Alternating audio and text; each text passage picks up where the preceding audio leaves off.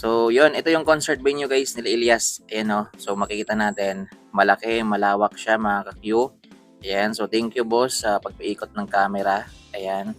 So, kabak to back daw ni Elias dito mamaya. Si Piolo Pascual lang naman mga ka-Q. Ayan. So, guest din nila.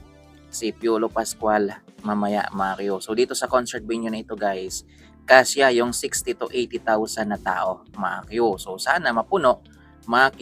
Anong sana? Punuan talaga yan. Punuan talaga yan guys mamaya. So alam nyo naman kapag nag-concert si Elias, yan palaging puno. Yan kagabi nga sa Batarasa punong-puno. Inakot po ni Elias yung mga tao kahit doon sa medyo malayong area ng Palawan mga Q ay pumunta ho talaga para manood ng kanyang concert. Grabe. Guys, nakita ko kanina merong jeep, punuan yung jeep, may truck pa na punong-puno. Yan, pumunta sila guys. Grupong-grupo sila na pumunta. Ayan, so siguro inarkila nila yung sasakyan guys para lang talaga makapanood ng concert ni Elias. So ngayon naman dito tayo focus sa Tantangan, South Cotabato. Ayan, so yun.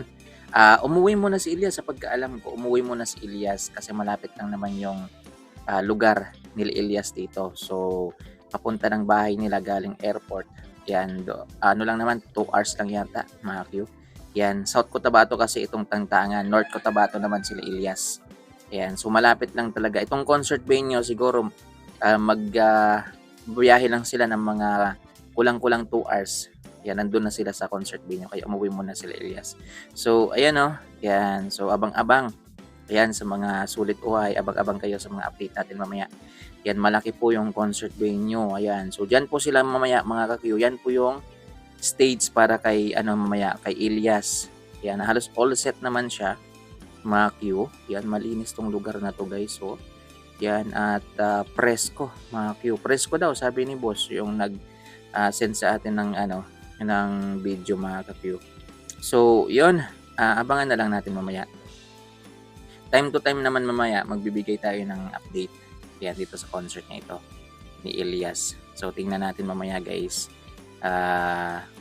Pupunuin ni Elias, panigurado to. Panigurado yan. Panigurado yan guys, pupunuin ni Elias itong concert venue mamaya. Ayan, dito po sa Tantangan, South Cotabato. So yun, mga Q, maraming salamat sa panonood. Abang-abang pa kayo sa mga update lang natin dito. Yan, pinakita ko lang sa inyo yung concert venue kasi baka hindi nyo rin alam.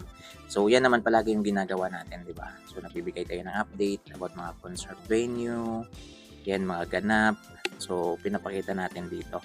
So, kasama ni Elias mamaya si Piolo Pascual. Siguro, after ni Piolo, sila Elias. Mga ka-Q. So, mabilis lang naman yan si Piolo. Mabilis lang naman yan. Hindi naman yan tatagal talaga.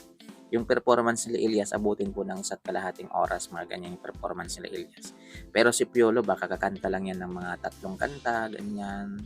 Pataas na siguro yung 5, no? Guys, 5 kanta. So, yon. Maraming salamat. Kahit medyo nahihirapan po akong magsalita mga Q kasi medyo may plema yung lalamunan ko guys.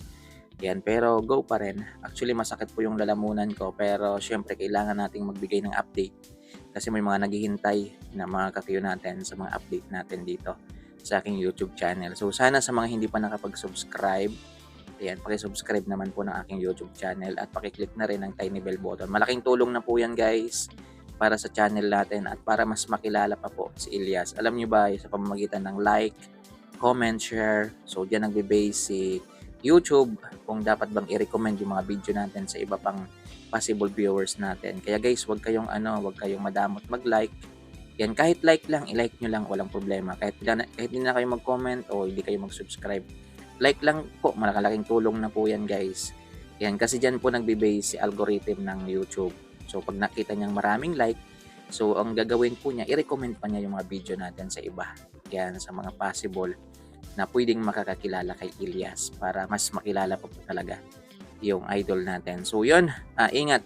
So, dito po yan, lang tayo, summary lang tayo. Update lang ako sa inyo ng concert venue ngayong gabi nila Elias. January 27, 2026, araw ng Martes. Dito po sila sa Tantangan, South Cotabato. Yan.